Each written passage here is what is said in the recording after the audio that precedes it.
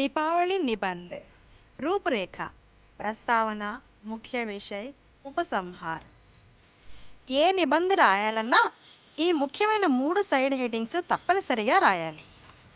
ప్రస్తావన అనగా ఆరంభించటము, ఉపసంహార్ అనగా ముగింపు.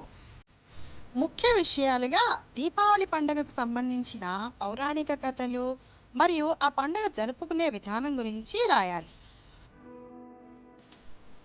प्रस्तावना हिंदुओं के त्योहारों में दीपावली का विशेष महत्व है. హిందువుల పండుగలలో దీపావళి ఒక విశిష్టమైన పండుగ.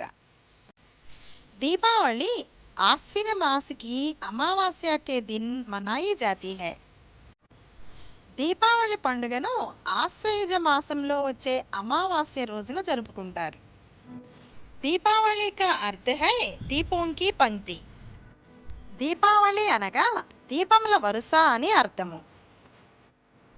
पौराणिक कथाएं. दीपावली त्योहार के संबंध में अनेक ऐतिहासिक तथा पौराणिक घटनाएं प्रचलित हैं. దీపావళి పండుగ గురించి అనేక చారిత్రాత్మక మరియు పౌరాణిక ఘటనలు ప్రాచుర్యంలో ఉన్నాయి. ఇసే దిన్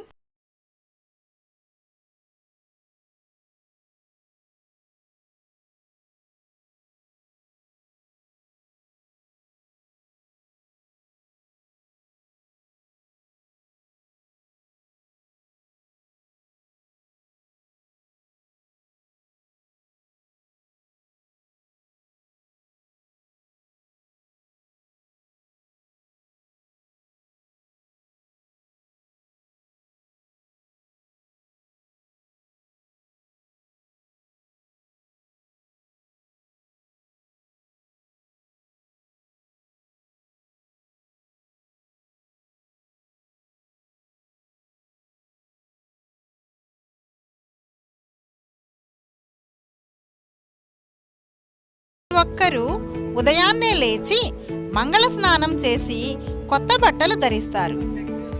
లోగ్ అప్నే మిత్రోं को మిఠాయియా బాంటతే హై. ప్రజలు వారి స్నేహితులకు మిఠాయిలు పంచిపెడతారు. షామ్ కో లోగ్ దీప్ లగాతే హై. సాయంత్రము ప్రజలు దీపాలను పెడతారు. పటాఖే తథా ఆతిష్బాజీ జలాతే హై. టపాకాయలు మరియు బాణాసంచా కాలుస్తారు. దీపోं के प्रकाश में अमावस्या की रात भी पूर्णिमा जैसी लगती है. దీపాల వెలుగులో అమావాస్య కూడా నిండు పౌర్ణమిలాగా అనిపిస్తుంది.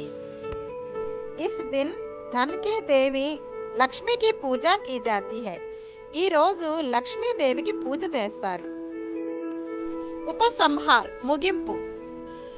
दीपावली त्योहार अंधकार पर प्रकाश और अधर्म पर धर्म की विजय का प्रतीक है. చీకటిపై వెలుగు, అధర్మముపై ధర్మము యొక్క విజయానికి ప్రతీకగా ఈ దీపావళి పండుగను చెప్పుకుంటారు. इस दिन हमें अपने अंधविश्वासों को दूर करने का संकल्प लेना चाहिए. ఈ రోజున మనం మనలో ఉన్న మూఢ నమ్మకాలను దూరం చేసుకోవాలి అని గట్టి నిర్ణయం తీసుకోవాలి. ఇసే స్వచ్ఛతా కా పర్వ కే రూప్ మే భీ మనాయా జాతా హై. ఈ పండుగను మనం స్వచ్ఛతా పర్వదినంగా కూడా జరుపుకుంటాము.